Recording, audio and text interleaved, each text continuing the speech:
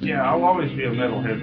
Nothing can take that away from me. Right. I mean, not jail, not people, not religion, not anything. I'll always be a metalhead, metalhead, metalhead, metalhead, metalhead, metalhead, all my life.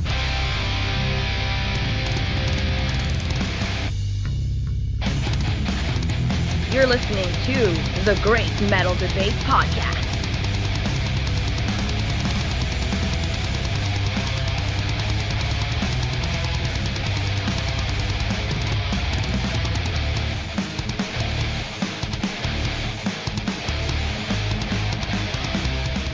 Welcome back to the Great Metal Debate Podcast. This is Robert, aka Gomthog Metallicus, bringing you another metal album review. Today I'll be exploring the 12th full-length release from Finland's folk metal powerhouse Korpiklaani, titled Rankarumpu.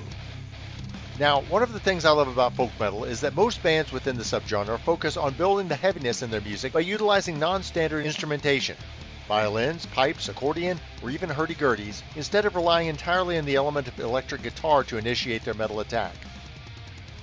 This is surely frustrating to old-school metal purists who assume metal must be guitar-driven, but those nostalgia suckers can go pound rocks. This shit can be heavy as hell. Even with more modern expressions of metal, the reliance on guitar too often leads to a stifling of creativity and a lack of variation in sound, with guitars that unfortunately repeat the same or similar riffs over and over again because they are forced to carry the entire weight of the music. Counting myself a huge fan of folk metal and predisposed to like it in all its forms, I'm going to attempt to come in on this one with as much criticism as I can muster. With that said, after repeated and thorough listenings, Rankarumpu is an album that presents many more pros than cons, but I'll try not to avoid the latter when they present themselves. In lieu of providing a track-by-track analysis, I'll try my best to depict the recording in all its larger aspects in a way that still highlights what you can expect from the songs. Despite not having massed a whole assemblage of performance Eluveitie-style, Korpiklaani managed to split the metalwork evenly among the instrumentalists, such that you're never sure what sound will be leading the break. Indeed, the entire instrumental dynamic on Rankarumpu is astonishing, and along with some captivating choruses, they've been able to compose an album full of remarkable songs. We'll start with the accordion work of Sami Pertula. He's not merely a typical traditional accordionist, but is classically trained and definitely knows what to do to derive the most out of his instrument.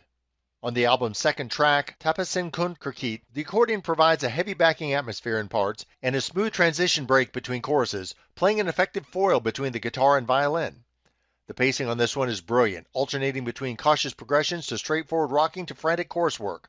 Whoever arranged this track did a masterful job. Similarly on Naus, Pertula expertly sets the tempo and foundation for what the other instruments do. The accordion isn't always highest in the mix, but its role is primary. Matan is a song where the guitar is in the driver's seat, but the accordion is the glue that makes everything come together, and especially in the outro break, briefly dueling with both violin and guitar. Working alongside Pertula as partner in crime is new violinist Olli Venska, who also performs with bombastic symphonic Finnish metalers Turisas. Venska is amazingly adept with his instrument, able to create heavy passages that'll have you banging your head, as well as instigating blissful melodies that'll leave your heart in your throat. As an example of the former, the violin takes the lead on track number 11, or Akelet, splattering seething, writhing, folky-flavored notes over top as the accordion and guitar chug beneath in lockstep. I absolutely love the atmosphere the band builds with this song. That said, I didn't think the chorus quite lived up to the rest of the composition, and the ending was a bit too abrupt for my liking. With Bekettling 2, Pertula lays a brilliant foundation, providing a beautiful intro melody, and later in the song giving a signature break counterbalancing Jan's singing to create a crescendous ending.